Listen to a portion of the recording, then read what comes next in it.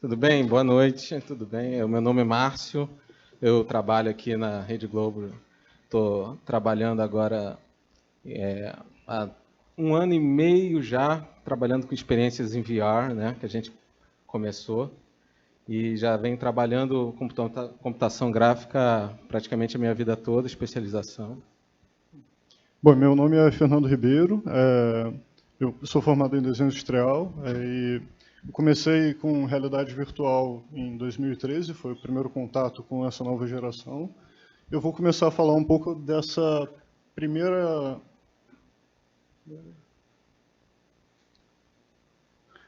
dessa primeira etapa que foi de integração e de desenvolvimento de realidade virtual. É interessante que quando eu comecei a trabalhar com realidade virtual, era um campo extremamente novo, em que a gente ainda estava em uma etapa de tentativa e erro. E praticamente todos os erros levavam a você ficar passando mal por algum tempo. E realmente a gente não tinha um referencial, um guia a seguir. Eram tecnologias novas, era uma experimentação muito grande.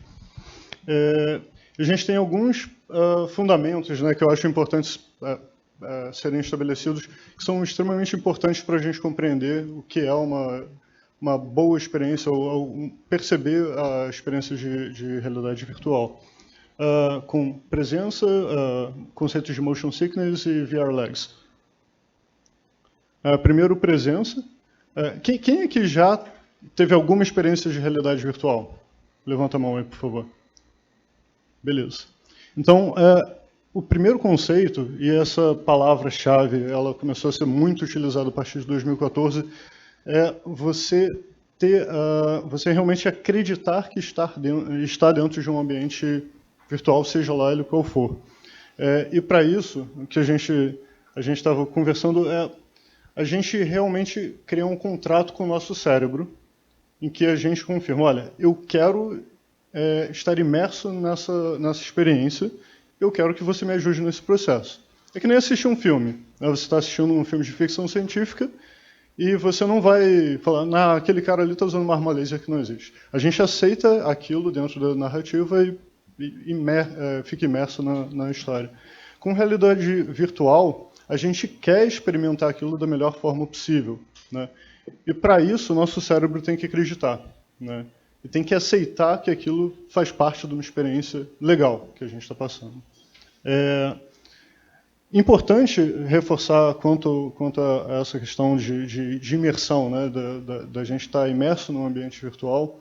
Esse ambiente em si ele não precisa ser realista. A gente pode ter uma representação extremamente sintética ou estilizada e mesmo assim acreditar que a gente está dentro dela. Então, a representação visual do espaço onde a gente vai estar imerso, ela por si só não é o fator determinante da gente acreditar ou não que está imerso naquele espaço. Para você ter uma experiência boa com imersão, né, você tem que focar em não quebrar essas cláusulas desse contrato, né? Então, quanto menos cláusulas você quebrar, melhor. Pode dar uns exemplos? É isso que é maneiro e muito perigoso, porque é completamente automático. No momento que você quebra uma dessas cláusulas, o seu cérebro avisa, opa, isso daí está errado. O que está acontecendo com você não é real. E aí a gente entra no motion sickness, que é quando o nosso cérebro avisa que alguma coisa está errada e você começa a passar mal. A experiência clássica que eu tive, quando eu comecei a trabalhar com a óculos, o primeiro equipamento que eu recebi, isso em 2014, ele veio quebrado, graças aos correios, mas ele ainda era funcional. O único problema que ele tinha, que era pequenininho, era no acelerômetro. Então, o sensor ele continuava rotacionando o tempo todo. Então, você estava com o equipamento, mas a sua cabeça estava girando. E eu trabalhei com ele por um mês desse jeito. Então, se você está com o seu rosto parado, mas na experiência de realidade virtual você continua gerando, o seu cérebro fala, cara, tem alguma coisa muito errada acontecendo com você, e naturalmente o seu corpo reage E é interessante. Ele recebe uma informação praticamente de envenenamento, né? Olha, o que você está vivendo não representa o que você está vendo. Então, provavelmente, você deve estar envenenado. Então, o corpo tenta expelir o veneno e você se sente enjoado. Então, mas mesmo elementos que são mais sutis, eles também são facilmente identificados pelo nosso cérebro. Por exemplo, você está numa realidade virtual, uma experiência de realidade virtual, dirigindo um carro. Bateu com o carro. A sua expectativa é de que o seu corpo fosse projetado para frente. Ups! Bateu. Bateu o carro. Eu vou deixar desse jeito, tá bom? Estava assim, eu juro.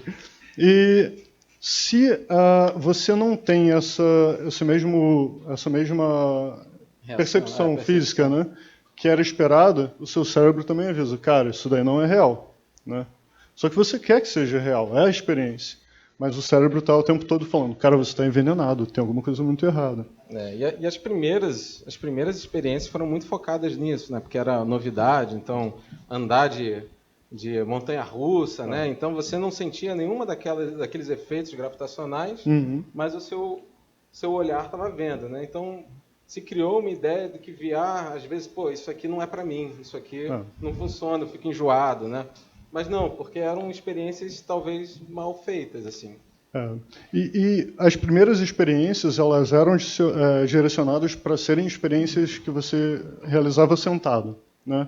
E com os primeiros equipamentos não tinham tracking posicional, então se você movesse a cabeça, você não tinha variação nenhuma no ambiente virtual, só a rotação. O simples fato de você mover a cabeça e no ambiente virtual não ter alteração, isso já por si só já gerava enjoo. Então,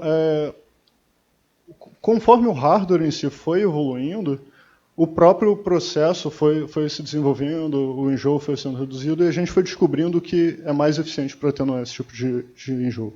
Além disso, a gente tem o VR Legs, que é o conceito de que naturalmente o nosso corpo e o nosso cérebro vai aprender a lidar com essa experiência de realidade virtual. Né? É o cérebro falando, cara, você está envenenado. E você falando, não estou não, estou tranquilo aqui. Então, até tem alguns sites que tem uma listagem tipo um direcionamento de por onde você deve começar. Uma experiência de realidade virtual mais tranquila, o tempo que você tem que ficar sem riscos tão grandes de se sentir mal. E conforme o tempo e a utilização do equipamento, né, vai sendo realizado, o nosso corpo e a nossa mente vai começando a se adaptar de uma forma melhor e você vai tendo menos enjoo. Você cria pernas, né? Você não se passa mais mal ao fazer uma experiência VR, né? Depois de um mês girando a cabeça, eu nunca mais passei mal com absolutamente nada. O que é um problema. Que para mim testar qualquer coisa que geraria enjoo, motion sickness, não adianta. Né? Então, como um tester, eu não sirvo para testar enjoo de motion sickness, por exemplo. E isso é justamente o que a gente não tem na TV, né? A gente não tem esse tempo de criar essas pernas para a pessoa que vai jogar na televisão, né? E aí gera a pergunta, VR na TV funciona, né? Assim, a gente sabe que o VR é muito legal para quem está experimentando, para quem está vivendo aquilo lá. Mas e para quem está em casa, né? A gente tem que fazer de um jeito que as pessoas lá no palco, nem em casa, ficam entediadas, né? Tem que ser interessante tanto para quem está vivendo e para quem está vendo a experiência. Né? Os primeiros comerciais da tecnologia de VR focaram muito nas pessoas jogando. Né? Então você via a alegria da pessoa, a emoção, aquele fator wow, né? Mas, de fato, as pessoas não conseguiam enxergar direito, porque a experiência VR ela é diferente porque você vive aquilo. Né? Então, uma empresa, a Valve, né, que ela produz o Vive, né, que é um dos óculos, ela começou a experimentar com Mixed Reality. Ela começou a fazer o que a gente faz em cenários virtuais, normalmente, e mostrar a pessoa imersa no mundo. Né? E isso abriu uma gama de possibilidades, porque as pessoas começaram a entender o que é VR, começaram a ver vídeos e falar, estou entendendo o que essa pessoa está vivendo. Né? Não só vendo ela fazendo gestos, enfim. E isso também abriu espaço para a gente da televisão, porque ficou uma coisa interessante de ser vista, né? Não ficou mais entediante. Né? E aí, eu trouxe aqui uns exemplos, aqui, tipo, esse programa American Got Talent, né, em 2019, trouxe uma experiência de mixed reality, de realidade virtual, para o palco, né? Foram 2 psicólogos lá e fez muito sucesso, 4 milhões de vídeos, de visualizações, assim, bombou. E eles trouxeram para o palco um fundo verde, mostraram para a plateia o resultado lá com o mixed reality e foi um sucesso. A plateia aplaudiu, funcionou muito bem. Outro exemplo, aqui também no Tonight Show, né, com Jimmy Fallon, chamou a Capitã Marvel, né, a Brie Larson, e também teve 4 milhões de views. Eles levaram também um chroma key ali para o palco e foram jogar o jogo do momento ali, que é o Beat Saber, né? E como ele é comediante, ele entrou ali no meio, atrapalhou ela, fez uma brincadeira ali. Então, assim, funciona. A gente já viu, tem casos de sucesso, né? E a gente também usou isso no ano passado e esse ano aqui na Globo, né? E a gente chegou a alguns pontos interessantes que a gente viu como fazer uma experiência VR funcionar na TV, né? Bem, primeiro a gente viu que tem que ser cativante para o jogador, né? O jogador ele tem que estar super imerso, né? Respeitando aqueles fundamentos que a gente viu no começo, né? Ele tem que comprar a ideia, ele tem que se sentir lá. Tem um conceito de hiperreality, né? Hiperrealidade, que eu vou falar mais à frente, que é muito importante. Você tem que ter uma boa jogabilidade, né? O jogo tem que ser divertido, a experiência tem que ser divertida. Efeitos sonoros, né? Impactantes para o jogador, que ele viva, que ele entenda, que é justamente aquela coisa do contrato, né? Que você espera que quando um vaso cai no chão, que ele faça um barulho, né? Se ele não fizer aquele barulho, alguma coisa está errada. Então, a gente quer que o jogador esteja muito imerso para o segundo caso, para que ele seja interessante para a plateia e para o público em casa, né? E até aproveitando, porque os efeitos sonoros contribuem com uma percepção das áreas que o campo visual não está atendendo, né? Então, você preenche e completa a sua experiência com o resto da percepção do cenário. Sim. Ou dos elementos que estão envolvidos.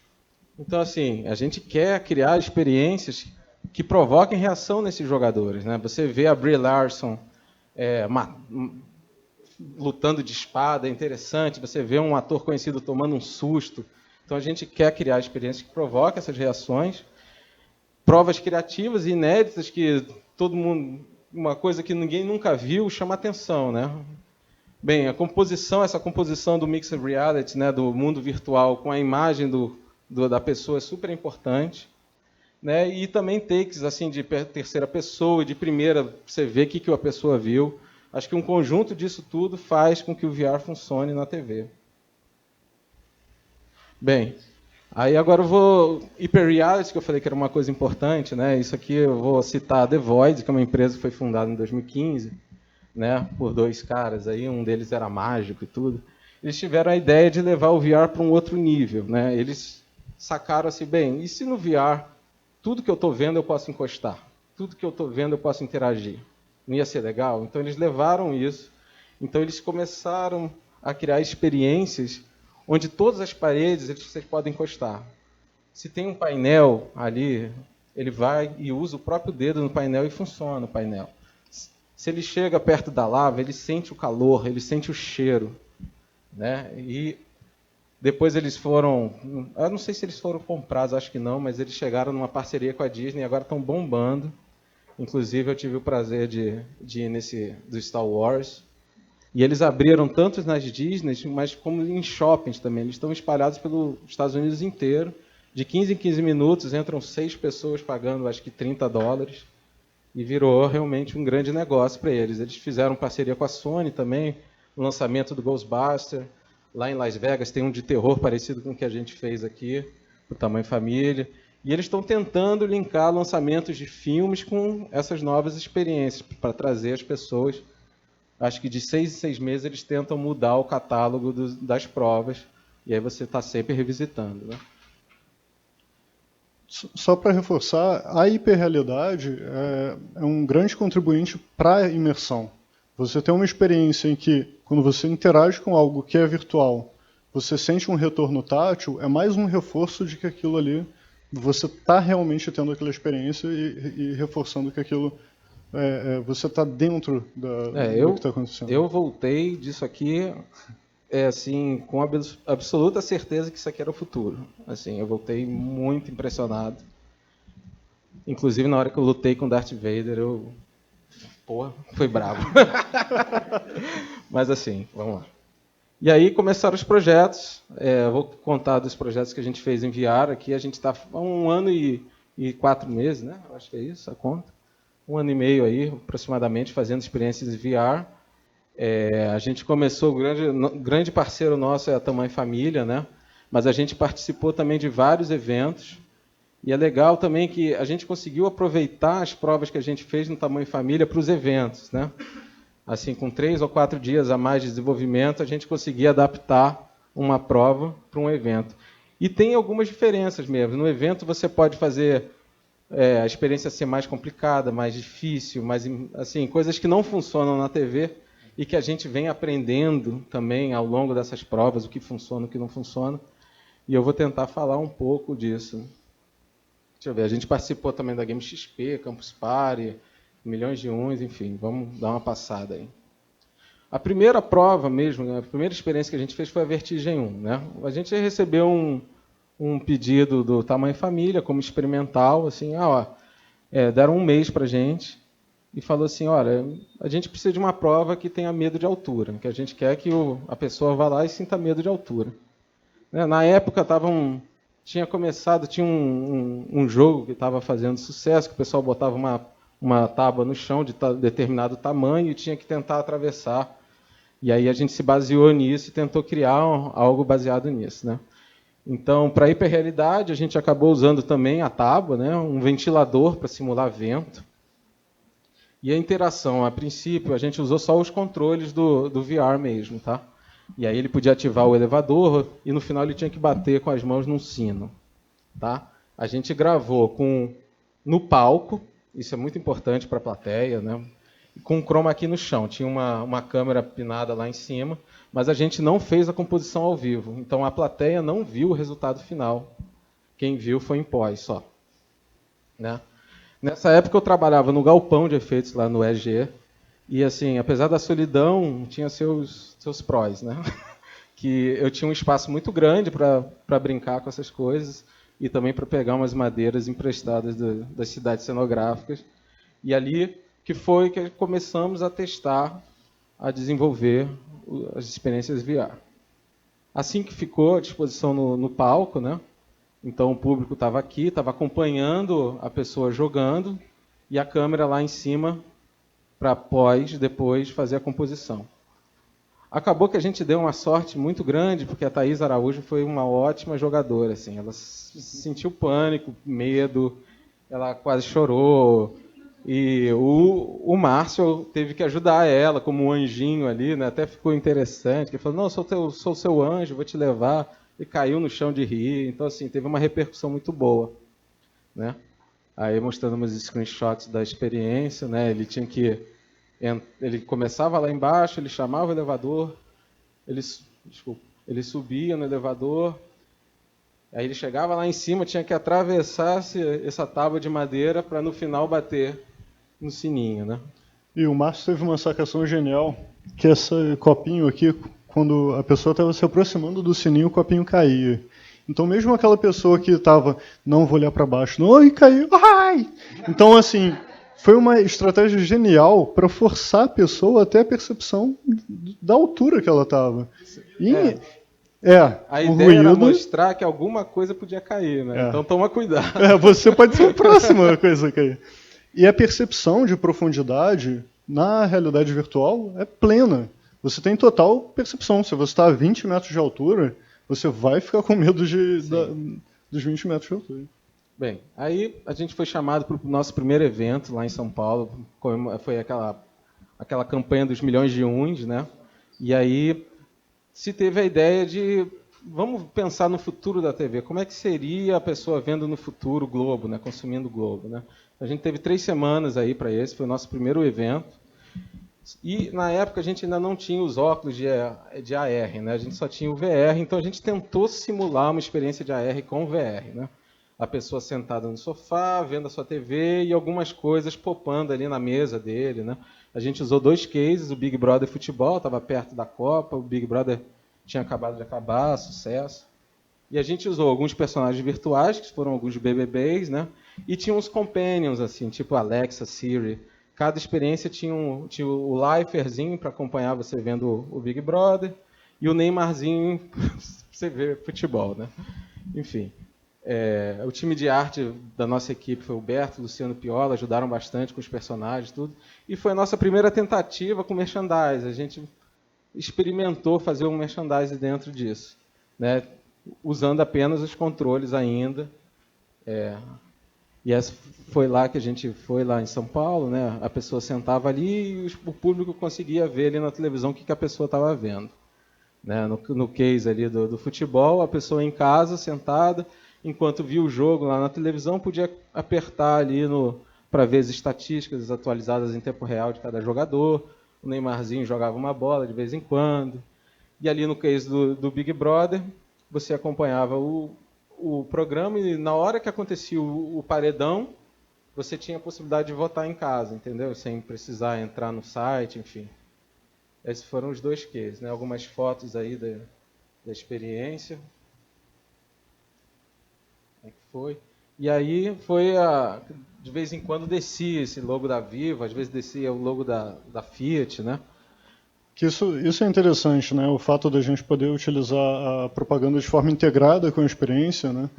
Nesse caso, a possibilidade de um dos balões, quando a pessoa estourar, ter algum prêmio, né? Então, você ter uma propaganda interativa é uma forma muito eficiente de você conectar o público a uma marca, né? A ideia era que aparecesse na mesa, não fosse tão intrusivo, né? E a pessoa participa se quiser, bate se quiser na bolinha, então assim... Mas foi uma primeira experiência, assim, e foi bem legal. Bem, logo depois, em seguida, antes da Copa, entrou o projeto da Central da Copa, né? Que a gente teve 2 meses para preparar todo o software de realidade virtual, de cenário virtual, e também teve um pedido que o Thiago Leifert, durante o programa da Central, teria que visualizar o que estava acontecendo, que seriam os nossos heróis ali, Neymar, Ronaldo, ou então os ursinhos que acabaram fazendo sucesso, usando um óculos de realidade aumentada, que foi o Magic Leap, né?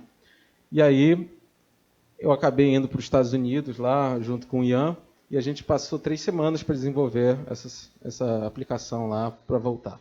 Os requisitos eram que o programa seria ao vivo, né? Então não dava para fazer nada fake, né? E a gente tinha atores que estavam no galpão de efeitos, alguns quilômetros de distância, e a gente teria que pegar esses movimentos e streamar tanto para o nosso cenário virtual, em 3 câmeras diferentes, quanto para 2 Magic Leaps. Um de reserva, ou então se o Caio quisesse usar, e o outro para o Lifer ao vivo, né? Então teve a dificuldade dessa integração com o cenário virtual e a calibração dos mundos, porque na verdade um usava um outro tipo de calibração que a pessoa em casa estava vendo e o que o Lifer estava vendo era um outro device, né? Então a gente acabou usando, a gente detectava certas imagens colocadas em certos pontos específicos do cenário, então antes de entrar no ar o Lifer olhava para aquela imagem. Quando o óculos detectava a imagem, ele já sabia onde estava o centro do palco e já sincronizava todo mundo, né? Foi assim que a gente conseguiu fazer. Aí o resultado, como é que ficou no ar, assim, achei que ficou bem interessante, assim, não ficou nada agressivo. O Lifer continuou sendo Lifer, né?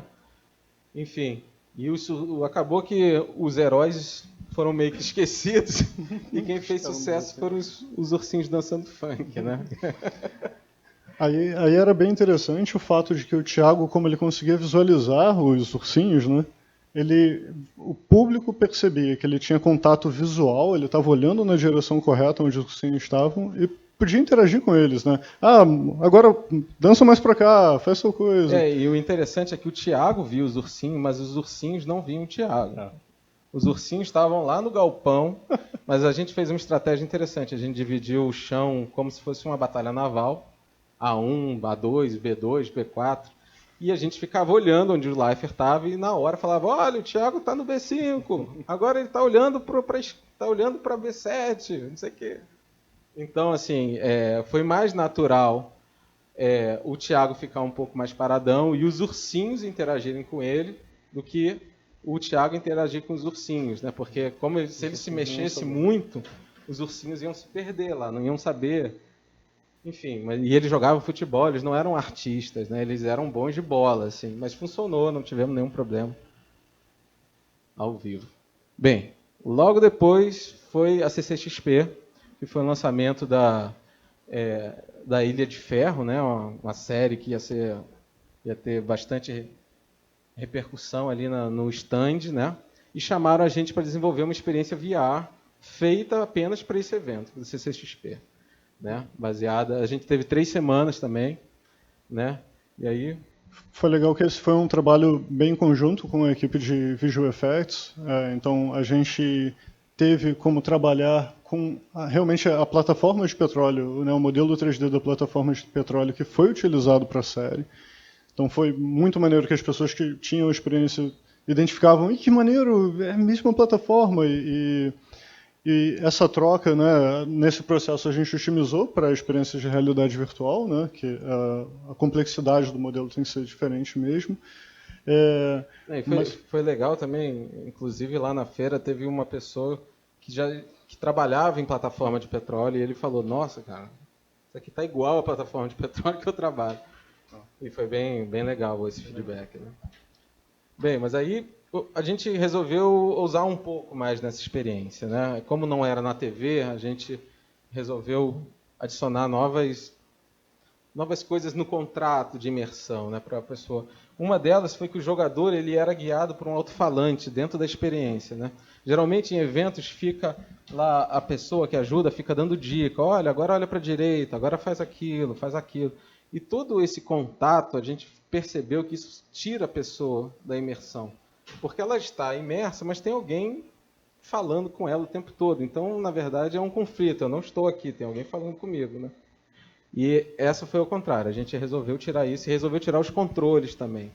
Então, para isso, a gente usou um hardware chamado Leap Motion, que ele detecta as mãos. Então, a pessoa usava as próprias mãos, né? Para a hiperrealidade, a gente resolveu ter o botão do elevador, os canos que a pessoa atravessava, a gente simulava explosões pulando junto ali, e as pessoas realmente tomavam um susto. Depois até tive um problema na perna, de tanto pular. Fui parar no hospital ali. É verdade. Sério? E a gente usou o ventilador também para dar sensação de vento, e a válvula de gás que a pessoa realmente pegava com as mãos e rodava. Foi a primeira vez que a gente usou os Vive Trackers, né, que são devices que traqueiam a posição em rotação. A gente usou isso nos botões e na válvula, e o Fernando ficou na parte artística aí, da experiência, né? Então isso aqui foi como ficou o stand lá. A pessoa tinha que atravessar esses canos, né? Aqui dá para ver o botão do elevador. O botão era traqueado pelo Vive Tracker, então a gente podia mexer isso aqui tudo, que eu sabia onde estava a posição, então eu sabia onde estava esse botão. Então a pessoa apertava de fato o botão. E a mesma coisa aqui na válvula, né? A gente conseguiu botar aqui o tracker na válvula, então quando a pessoa pegava a válvula e rodava, eu sabia quanto que ela estava rodando e trazia isso para o software. Aqui é o Leap Motion, que pega a posição das mãos, né? Você consegue ver aqui ela usando. E assim, foi muito sucesso, mais de 1.000, acho que 1.100 pessoas utilizaram nos 5 dias de evento. Assim, tivemos um feedback fenomenal. E aqui umas fotos de como é que ficou o resultado, do que a pessoa via lá. Ela tinha que subir nesse elevador, né? E aí chegava, tinha que correr para evitar uma explosão de gás, que a pressão estava aumentando. Né? Só que quando ela chegava lá em cima, rolava uma explosão e só sobrava o trilhozinho para ela atravessar. Né? Então algumas pessoas não atravessavam, outras, enfim, foi bem bacana. Tá. E aí, temporada 2019 começou, mais uma vez com o nosso parceiro aí do Tamanho Família. Só que a gente tinha feito uma prova para eles, né? E aí eles gostaram tanto que eles pediram 5 provas. E o tempo quase que o mesmo. A gente tinha 2 meses para fazer 5 provas, 4 em AR e uma não em AR. né? Eles queriam, no caso do mata-mosquito, uma coisa inspirada no Beat Saber, de usar bastões. A gente adaptou, a gente teve a ideia de fazer algo como, vamos matar mosquito? Então, vem um mosquito de uma cor, tem que matar com a raquete certa, enfim. E aí, teve um grande problema na temporada, que depois que eles montaram o palco, a gente percebeu que o palco deles tremia demais. Bastava uma pessoa andar que o palco tremia inteiro. Então, a gente quase desistiu de fazer as provas, né? Mas aí eles foram super legais com a gente, eles tiveram a ideia de levar essa prova para de trás do palco. Então, a gente perdeu o presencial do palco, que é muito importante para a plateia, eles deixaram de ver, mas em contrapartida, a gente fez a composição ao vivo, que a gente não tinha feito antes. Então, o pessoal na plateia via já a composição do que estava acontecendo na prova, né? Para isso, a gente teve que desenvolver um modo espectador de câmera parada. E depois, a primeira pessoa, do que a pessoa estava fazendo, a gente não gravava, né? A gente teve que simular o que a pessoa via para entregar para a pós-produção. Então, eu decorava o que a pessoa fez e tentava jogar igualzinho como a pessoa e entregava esse material. E eles faziam a composição para pós, assim, um trabalhão. Né? E a gente tentou focar no gameplay e o Luciano ajudou muito na parte artística. Né? Então, é assim que ficou no palco. Né? Como a gente não tinha a presença da artista no palco, o Márcio Garcia ficava lá junto com a família e a plateia e todo mundo vendo a composição feita ao vivo lá. Né? O que eles estavam jogando, como é que faziam. De vez em quando eles usaram também, eles mostravam a pessoa e a primeira pessoa, aqui no caso sou eu jogando, mas parece que é ela. Né? E aí algumas screenshots aí, que esses mosquitos do futuro saíam do esgoto, enfim, cada um tinha uma cor, e no final vinha o chefão aí, para acabar com você. Bem, logo em seguida começamos a segurar a onda, que foi uma outra prova, segunda temporada, né, também 2 semanas. Foi inspirado num vídeo do YouTube que o Pablo tinha visto, o nosso gerente, e ele viu, como é que era? Era uma pessoa que fingia ter uma mão de plástico. Ela fingia que você tinha uma mão, ela escondia a sua mão e botava uma mão de plástico. E ela começava a fazer mini torturas com essa mão de plástico, e a pessoa sentia. Apesar de ser com uma mão de plástico, ela dava uma martelada na mão e a pessoa, parecia que era dela. Então a gente achou que isso ia funcionar em VR. A gente não tinha certeza, né? Então foi uma prova super arriscada, porque podia muito bem, ter as torturas lá, não estou sentindo nada, né? Então a gente arriscou, a gente fez um protótipo bem rapidinho, de uma pena fazendo cosquinha, a pessoa sentiu cócegas e a gente, beleza, funciona. Vamos fazer as outras torturas, né? A primeira pessoa também pós, eu fingindo jogando lá, e a gente acabou, esse foi um processo muito artístico, acabou usando praticamente toda a equipe de artistas, foi bem legal. E assim que ficou no palco, né? A gente levou essa prova para o palco porque a gente não precisava da precisão, né? Mas era muito importante, eles acharam muito importante o artista, a plateia ver a reação do artista. Né? E a gente também deu muita sorte nessa prova. Jonathan? É o nome dele? Você sabe, Eloy, o nome dele, como é que é? Jonathan Azevedo, né? Ele foi fantástico, assim, fantástico, coitado. Ele tomou um susto, um baita susto, né? E ficavam os torturadores aqui. Ele está lá vendo o computador, de repente chega uma aranha e ela faz um carinho exatamente na hora que a aranha sobe na mão dele, né? Então a gente ensaiou bastante com os bailarinos lá, os torturadores, e ele chegou a cair no chão, né? Nessa prova. Ele desistiu, saiu suando, o batimento dele foi para 150, ele quase teve um ataque lá. E a gente vibrando, né? Que beleza. Né?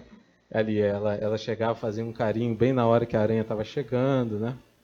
E eles também usaram a primeira pessoa, fake lá, eu olhando também, da composição em pós, né, para o público em casa. E aqui, pode falar. É interessante nesse caso, né, que o simples fato da mão dele ser posicionado de forma similar à mão virtual já cria essa conexão. E aí, quando um elemento virtual, né, acontece em sincronia com a pessoa vendo, garante que a pessoa realmente acredita que aquela mão dela, e quando a aranha chega ali perto, é medo não certo. Né? Um dos pré-requisitos é que ele não podia mexer a mão, porque se ele mexesse a mão ia continuar parada. Isso. A gente não estava traqueando a mão dele. Né? Você achou que era a mão dele? Ah, que bacana. E a gente teve a preocupação de gerar, né, o conteúdo adequado para quem ia estar vivenciando a experiência também. Isso, porque se destoasse muito, obviamente a pessoa ia ter uma dificuldade maior de ter essa crença, né, de que ela estava realmente ali imersa. Né? E aí, alguns screenshots, assim, essa prova teve uma vibe meio jogos mortais, você foi capturado, você quer jogar um jogo, vão começar as torturas, né? E aí, um trabalho incrível de arte também. Esse aí ele desistiu. Na hora que veio, caiu no chão e botaram uma slime em cima da mão dele lá. Ele pirou. Esse aí também simulando calor, enfim. E aí, devido ao sucesso do Vertigem 1, chamaram pra gente fazer o Vertigem 2, do medo de altura, né? E aí a gente deu uma pirada um pouco também. A gente resolveu misturar Indiana Jones com Tomb Raider. Então a pessoa pegava um balão, chegava dentro de um vulcão e conseguia pegar um tesouro escondido, enfim. Né? A gente também não pôde usar no palco por causa do problema do palco, né? A gente teve que fazer lá do lado de fora. Eles montaram um estúdio praticamente de chroma key, foi bem legal. A composição foi feita ao vivo, né, para todo mundo, com o modo espectador lá que a gente desenvolveu. A primeira pessoa e outros takes foram feitos em pós, né? Depois só, para televisão. A gente usou de hiperrealidade o ventilador. Eles simularam calor, eu nem sei como lá, eles sopraram ar quente, né? Acenderam um fogo ali, ficou bem bacana para simular a lava. E usamos as tábuas que ele andava até chegar ao mecanismo final. Né? As interações foram feitas com controles, a gente voltou, né, no Ilha de Ferro a gente usou a mão, mas devido ao tempo aqui, o tempo curto, a gente voltou a usar controle, então ele comandava um facão para cortar a corda, cortar a laranja e para acionar o mecanismo final. Isso aqui foi bem interessante, que a gente fez vários testes antes de ir para o ao vivo, e 99% das pessoas que testaram essa experiência não conseguiram completar. Então a gente, caramba, será que ninguém vai completar? Né? Todos desistiam, teve uma pessoa que caiu, foi assim, um vexame. E o Márcio ficou muito preocupado. Ele falou, cara, porque ele se preocupa com os artistas, né? Assim, tem uma relação entre eles. E não, eu vou fazer do meu jeito. Então ele mudou um pouco, ele começou a dar muita dica do que fazer. Eles mudaram a prova para ser com tempo e começaram a falar, olha, corta a laranja, agora sobe no balão, olha para lá, sai do balão. Não olha para baixo, vai para a tábua, vai, bota a mão, pum. E o resultado foi muito diferente, porque o Ferrugem, por exemplo, ele tinha pavor de altura. E lá ele não teve muito medo. Então, essa intervenção do apresentador acabou que tirou um pouco da reação dele. Né? Eu acho, assim, funcionou ao vivo, mas eu acho que tirou um pouco. Talvez provas assim não funcionem muito para televisão ali com a intervenção de... Normalmente a gente passa por um processo de muitos testes, né, até para cronometrar qual é o tempo da experiência. Nesse caso, a gente estimava 3 minutos e meio, e a maioria 1 minuto e 30, em 1 minuto e 30 40, a coisa já tinha sido solucionada. Acabaram então, no segundo. Então, assim, foi muito diferente, né, do esperado. Aí contamos também com o nosso grupo artístico, do Luciano Iberto, e assim que funcionou no palco, né, ele ficava lá vendo a composição em Mixed Reality, como é que foi a prova, junto com as famílias. Né? Tinha a composição que a gente fazia em tempo real. Né? E esses takes foram só para televisão, foram em pós. Depois a gente preparava esse material. Né? Esse também, ele acionando o dispositivo, feliz. Enfim, eles também utilizaram a primeira pessoa fake, né? Tipo eu, e o cara aqui andando. E eles fizeram uma coisa ao contrário também, que eu achei bem bacana. Eles mostraram como era na vida real e mostraram a composição. Então, assim, eu acho, assim, foi bem educativo assim, o programa. Na verdade, o público, então é assim que eles fazem. Né? De alguma certa forma, isso é interessante mostrar. Esse aqui ele foi 1 minuto e 50 que ele chegou. Enfim, aí é um pouco da arte, né?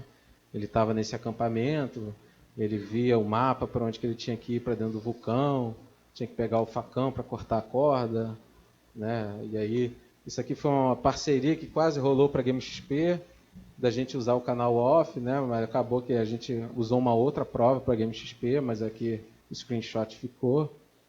No caso, eu era o narrador aqui, o professor. Eu narrava o que a pessoa tinha que fazer dentro de um rádio, né? E aí voava do balão até o vulcão. E lá dentro do vulcão tinha esse templo, e a pessoa tinha que atravessar, tinha que apertar esse mecanismo e para pegar o tesouro. E aí, finalmente, ainda tem um tempinho, não sei se a gente pula essa. Bem rapidinho. Vou falar bem rapidinho. Foi a última prova, o quarto do terror, né? Também 2 semanas. É uma prova de escape, de terror, que a pessoa, o objetivo era dar susto no artista, né? E aí também foi gravado nesse mesmo estúdio, lá fora. A composição foi feita ao vivo também, em primeira pessoa em pós, né? Eu fingindo ser a pessoa. Nesse caso a gente usou ventilador, tem uma hora que ele abre a janela lá, sente o vento, e alguns jatos de ar para dar uns sustos assim quando o zumbi aparece, dá um jato de ar aí para forçar o susto dele mesmo. A interação foi feita com os controles, mas tinha uma novidade. Tinha bastante objetos interativos para pegar, lanterna, chave, mas tinha objetos com restrição de movimento. Isso aqui deu um pouco mais de trabalho, como gavetas, portas. A gaveta você não pode pegar e tirar, ela só se movimenta numa direção, a porta só se movimenta numa rotação específica, a alavanca tem o seu mínimo e máximo. Isso aqui foi interessante programar. E também os testes foram bem diferentes, as pessoas lá tomavam um susto muito grande e o ao vivo não foi tão bem assim. E também o Márcio teve a mesma preocupação de eles não tomarem bastante susto, foi dizendo o que eles tinham que fazer. Pega a chave, abre, vai, alavanca, tem que abrir a alavanca. Então não teve aquela imersão de tentar descobrir o que fazer para escapar. A gente contou com o nosso grupo artístico todo aqui da equipe, Luciano, Berto e Max, e o Piola. E aqui como é que ficou no palco, ele lá imerso, visão de cima, né? E a primeira pessoa fake aqui, mostrando ele jogando. E foi engraçado, teve uns sustos, assim, o cara deu uma pulada, falou uns palavrões.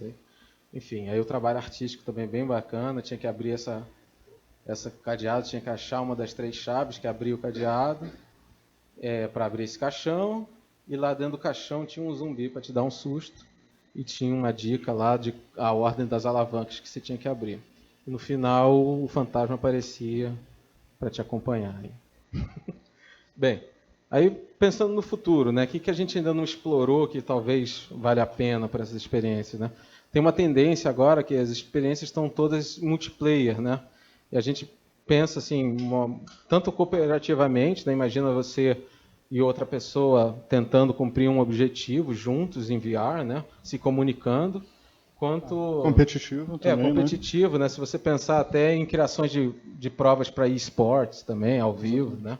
Enfim. Uma outra coisa é mocap ao vivo dentro da experiência. Imagina que você está vivendo a experiência, mas tem um personagem ali que responde ao que você faz, né? Você consegue conversar com aquele personagem, você vai para frente, ele desvia, ou então um zumbi que vai atrás da pessoa. Poderia ser alguém vestindo uma roupa de mocap ao vivo, interagindo com eles lá. Pode ser uma novidade também.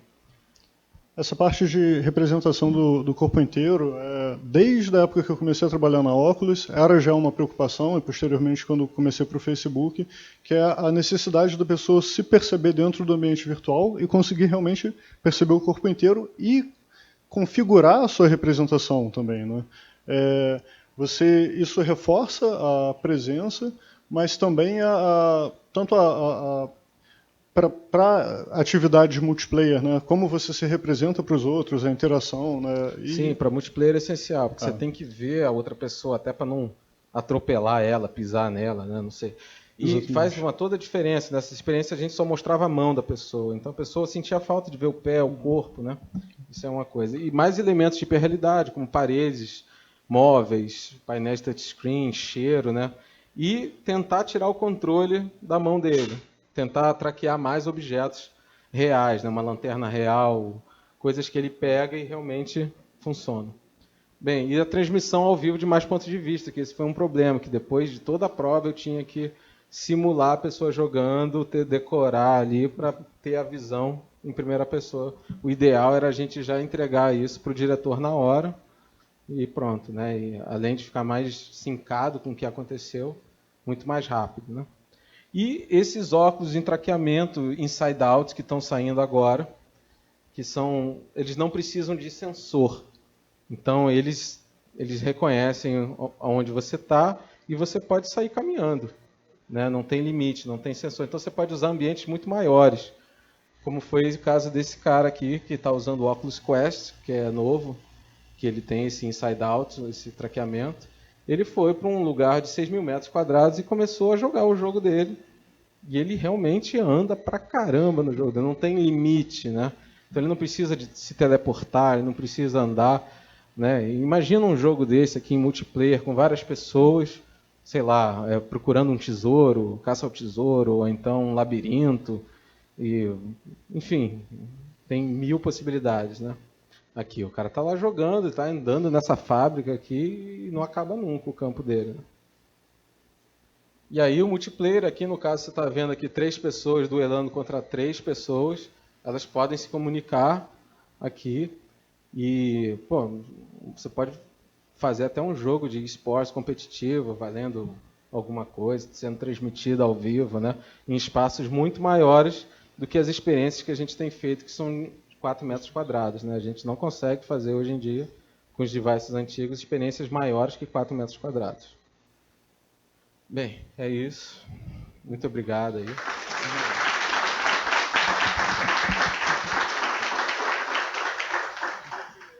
Perguntas? Tem? Não sei se tem tempo. Acho que tem. Estouramos um pouquinho, foi mal. Ninguém. Alguém perguntas?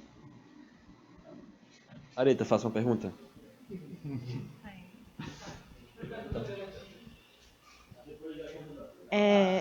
Eu queria saber se quando eles pedem a prova para vocês, se eles já dão algum tema específico ou a ideação toda vem de vocês?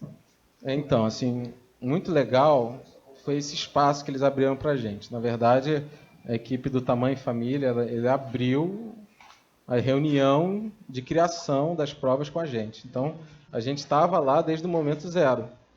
A gente foi discutindo as provas e é interessante porque a gente da parte técnica sabe o que funciona e o que não funciona, né?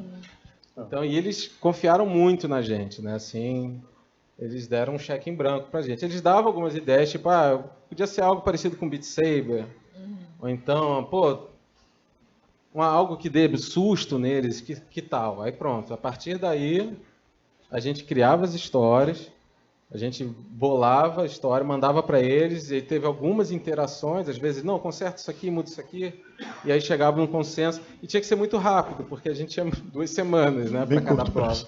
Então, isso foi bacana, a gente tinha um conceito, fechou o conceito, começa a produzir, e aí pronto, não muda mais. Né? Talvez ali nos testes a gente percebia algum erro, e nos eventos ensinaram muito para a gente, porque o evento são 1000 pessoas testando, são 100 pessoas testando, coisa que a gente não consegue fazer lá, né, com esse tempo curto. Então, geralmente, no primeiro dia de evento, você fica lá observando o que funciona, o que não funciona, e tenta levar isso para a próxima vez. Né? E a resposta da audiência? E também queria saber um pouco da relação custo-benefício, do investimento e do retorno. Olha, assim, a gente recebeu um feedback da equipe fenomenal do Tamanho Família, né? Eles já contam com a gente para o ano que vem. A gente não chegou a medir isso, não foi passado para a gente, mas assim, eu estou sempre acompanhando no Twitter com comentários, assim, tem sido muito positivo. Né? E parece ser algo já esperado para o Tamanho Família. Né? De vez em quando tem essas provas, o pessoal já, qual será a próxima prova? Então, por isso que eles aumentaram de 1 para 5 provas, né, nesse ano. Então, não sei quantos eles vão aumentar ou não para o ano que vem, se a gente vai dar conta aí. Mas a equipe de direção, de produção, passou para a gente que eles acompanham os pontos de audiência durante o produto no ar. Eles falaram que durante a gravação ou a exibição do nosso Caça Mosquito, que é uma das provas, foi registrado com 2 ou 3 pontos de acréscimo durante a duração da prova, um pouquinho depois eles vão cair um pouco mais. Então, repercutiu. E assim, em relação ao custo, na verdade o custo é bem baixo, porque eles pagam, eles compram esses óculos, né? Esses óculos não são muito caros, né? Eu acho que eles compram 2, né? Que eles têm, né? 2 óculos, né? Aluga também? Tá. Então aluga os óculos e alugam as máquinas, né? As máquinas são um pouquinho mais caras, mas enfim, a gente tem o nosso custo Globo, a gente já está pago, né? Então a gente faz as provas e... E a gente tem que considerar que são ambientes virtuais, então a gente pode ter uma complexidade enorme, levar os artistas para um vulcão e facilitar o processo produtivo, né? Todos esses efeitos especiais eles meio que já têm uma pessoa para efeitos especiais. A gente usou os bailarinos para ajudar a gente, então assim, não precisou. E a gente mesmo montou, a operação foi diferente da primeira temporada, a gente fez toda num computador longe da prova, então foi super tranquilo, né? É isso. E, assim, o nosso departamento tem um compromisso com a inovação para a empresa. Então, assim, o nosso custo está pago porque a nossa responsabilidade dentro do Grupo Globo é gerar conteúdo, é gerar novas formas de consumir, de interagir, de criar novas dinâmicas para os produtos. Então, a gente leva isso como parte da nossa responsabilidade diária. E aí, os custos que ele tem são os adicionais de equipamento que a gente não tem para emprestar, que não é da nossa responsabilidade prestar equipamento. E aí, eles absorvem isso. Mas, no geral, a nossa participação, a nossa atuação está dentro das responsabilidades do nosso departamento. E assim, como nós somos um grupo de pesquisa, né? Então, isso para a gente está pesquisando, né? É tudo novidade. Então, assim, o que a gente tem aprendido também, que a gente pode usar no futuro para outras coisas, é gigantesco. Produto em relação a vocês, ou se vocês também pensam em possibilidades para outros produtos, aí em particular jornalismo, por exemplo.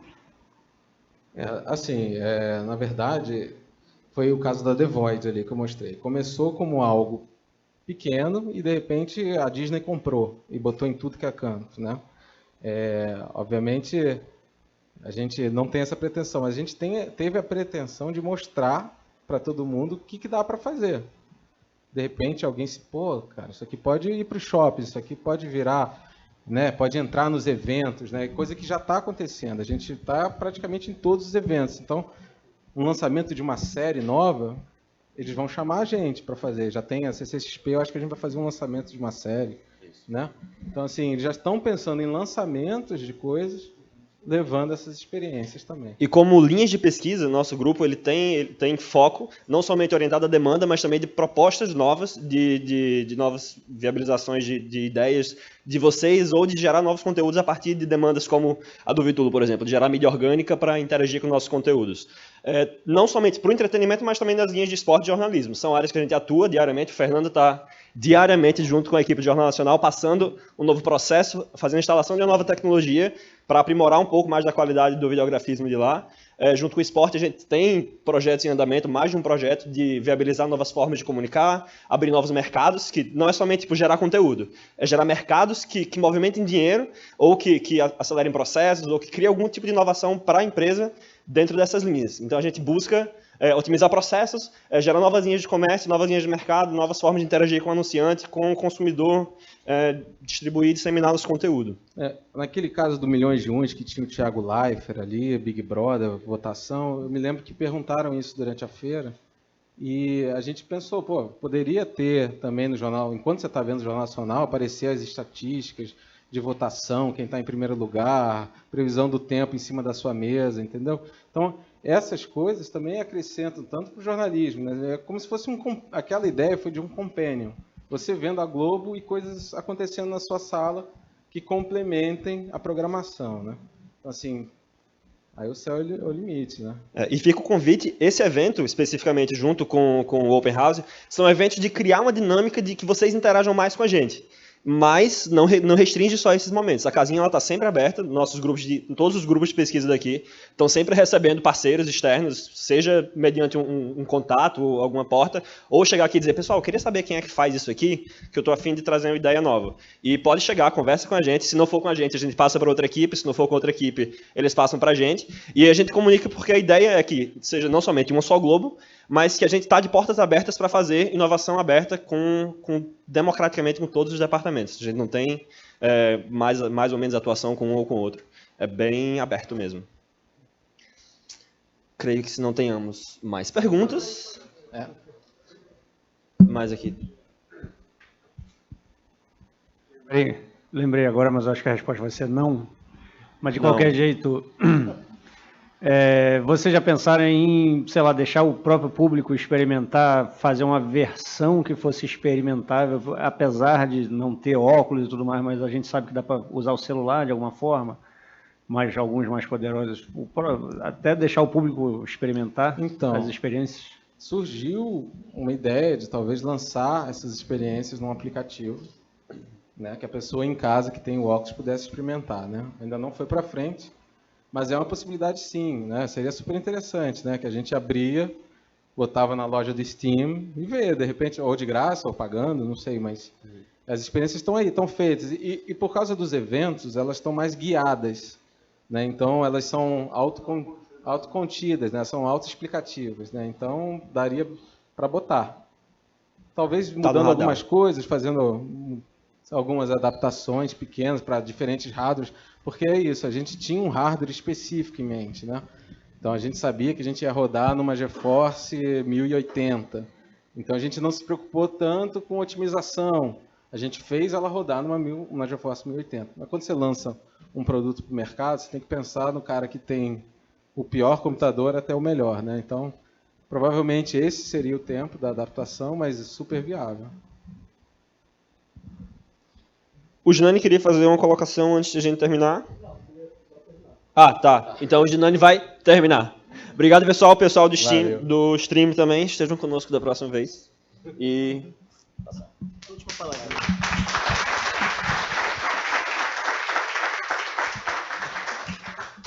Pessoal, adoraria estar aqui convidando todo mundo para ir lá tomar cerveja, como é de costume no nosso evento.